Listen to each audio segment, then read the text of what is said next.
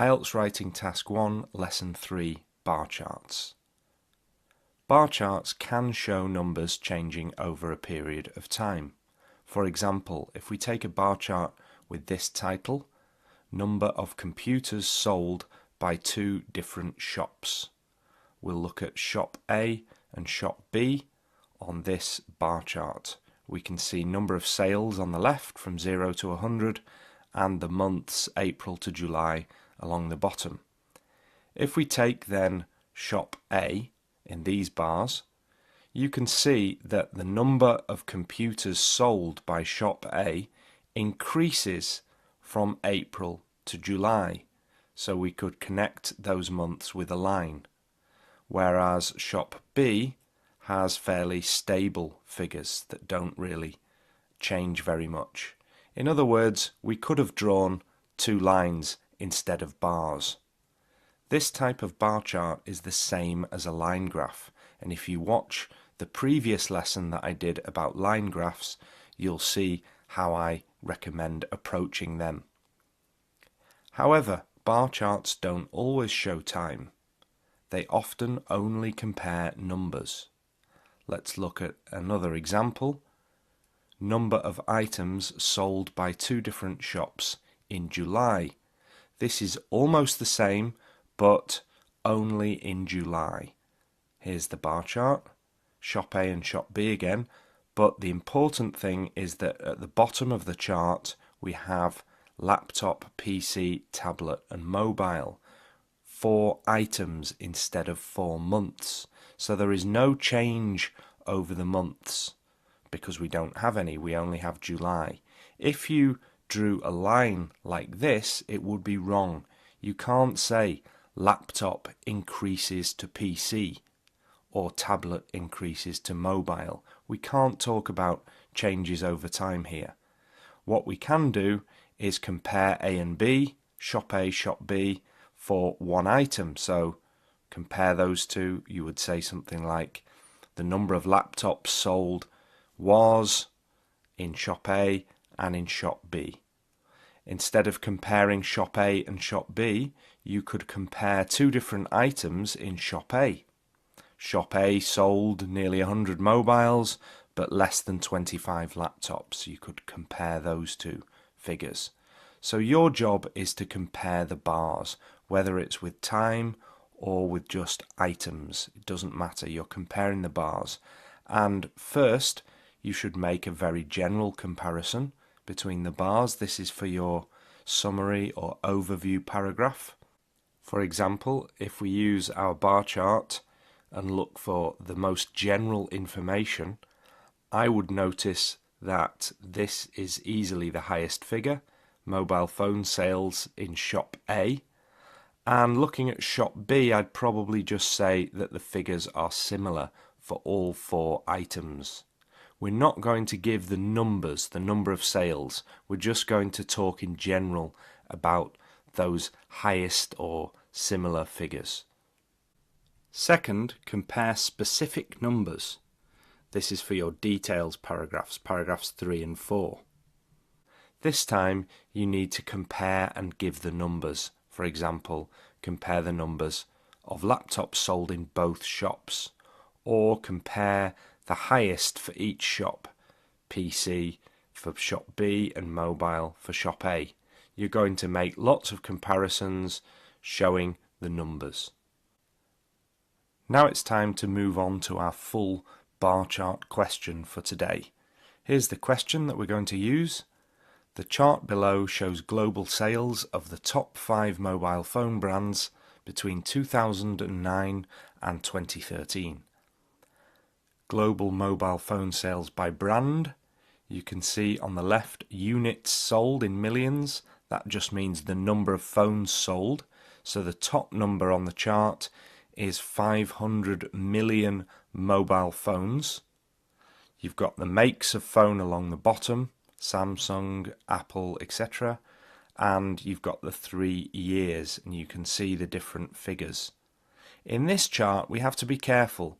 We've got items along the bottom, so you can't say Samsung decreased to Apple. That would be very strange. But we also have years, so we can compare the years within each item. So we'll see how we do that later. First, let's look at our structure. We know we have to write 4 paragraphs: introduction, overview, details, details, and no conclusion. Let's start with the introduction. Paraphrase the question. Here's the question again. The chart below shows global sales of the top 5 mobile phone brands between 2009 and 2013. And we go through this question bit by bit, changing some of the words if we can. Let's start with the chart below shows. I've written the bar chart compares. Next, global sales of mobile phone. I'm missing out the top 5 brands for now. So global sales of mobile phone, the number of mobile phones sold worldwide. Now we'll go on to the top 5 brands by the 5 most popular manufacturers. Manufacturers means makers, producers. Finally, the years between 2009 and 2013, I've written in the years 2009, 2011 and 2013. 3 separate years. So overall, that's my introduction finished. The bar chart compares the number of mobile phones sold worldwide by the 5 most popular manufacturers in the years 2009, 2011 and 2013. That's 1 paragraph done. Now we move on to the overview. 2 sentences, 2 main points. So let's look at the bar chart and decide what our 2 main points will be. Here's the chart again. The first thing that I notice is this. In 2009 and 2011, Nokia definitely had the highest numbers of sales. Another thing that I notice is this. In 2013, Samsung becomes the most popular. So the highest figures first. Another thing that we could see is that we have increasing numbers for these 2 brands, Samsung and Apple. The other numbers, Nokia, LG and ZTE, either decrease or stay very similar. So those 2 increases could be something to point out in our overview. Let's see what I wrote for this overview then. First sentence.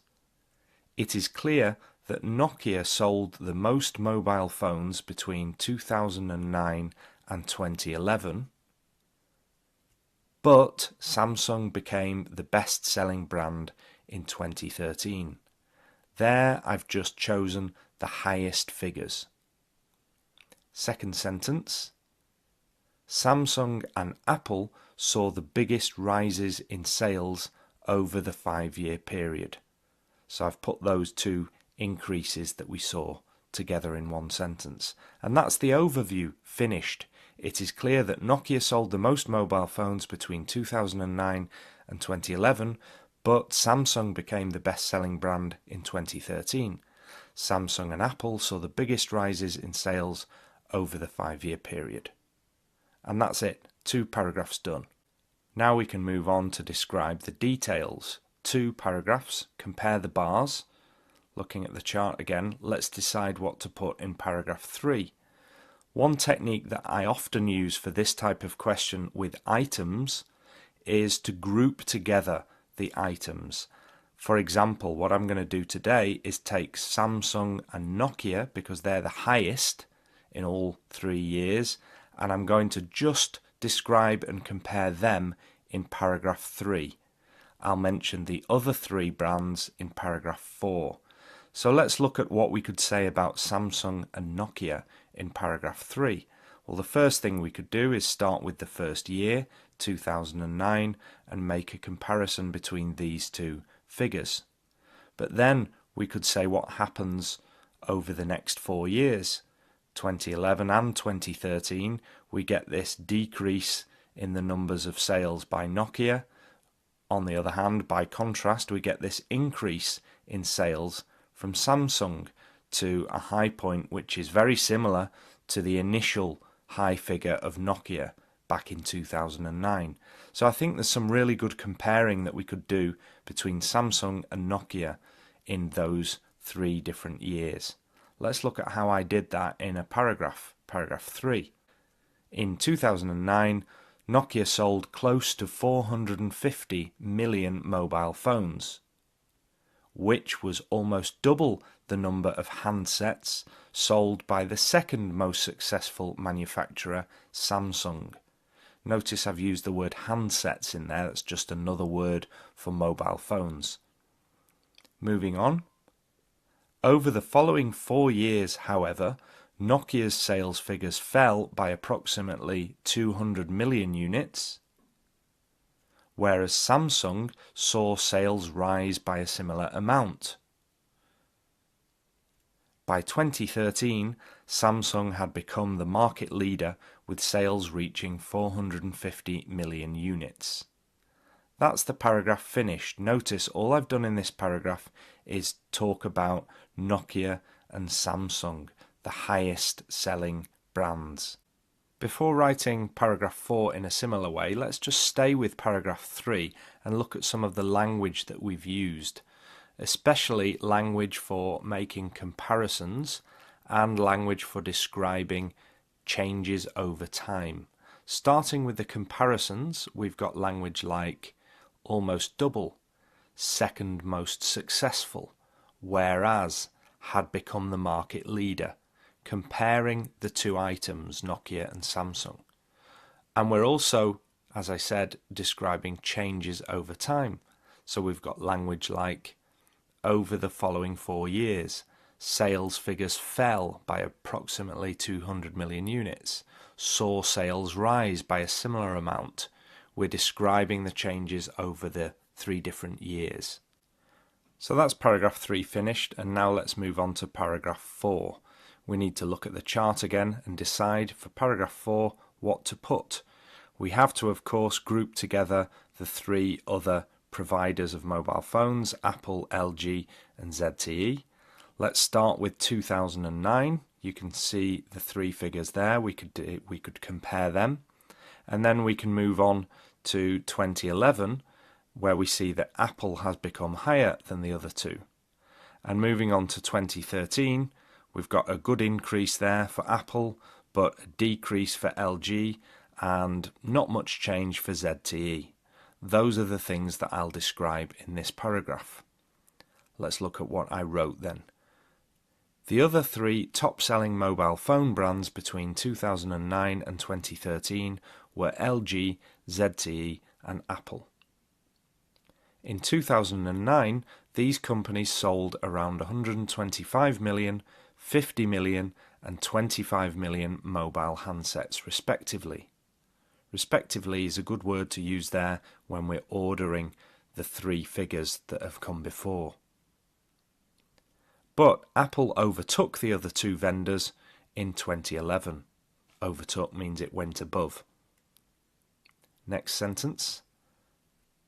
In 2013, purchases of Apple handsets reached 150 million units, while LG saw declining sales and the figures for ZTE rose only slightly.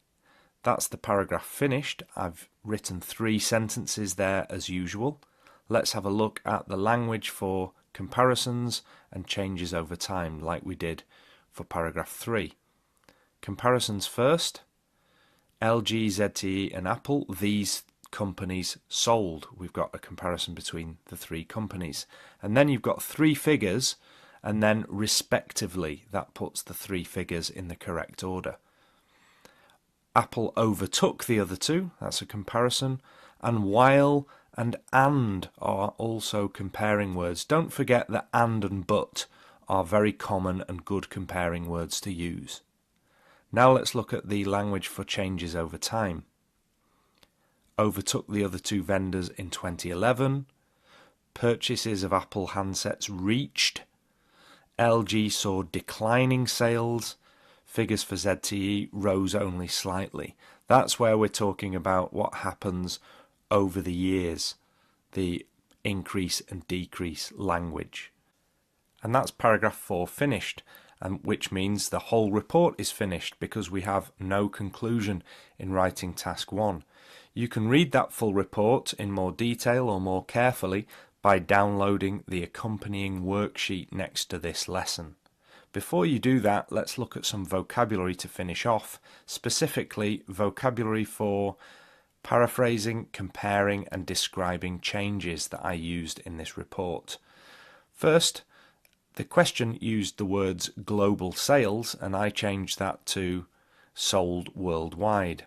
I also wrote sales figures, purchases, most popular, best-selling brand, top-selling, second most successful manufacturer, market leader, mobile phones. Instead of that, we wrote handsets, units, brands. That came from the question, but I also wrote manufacturers, companies, vendors. Saw the biggest rises, saw declining sales. This is our language of change over time. Close to, almost, approximately, around. When you're giving figures, you can use words like this to show that they're not exact figures. Double the number, more comparisons between figures. Rise by a similar amount. Respectively, we talked about ordering the numbers using that word. And finally, overtook the other two vendors.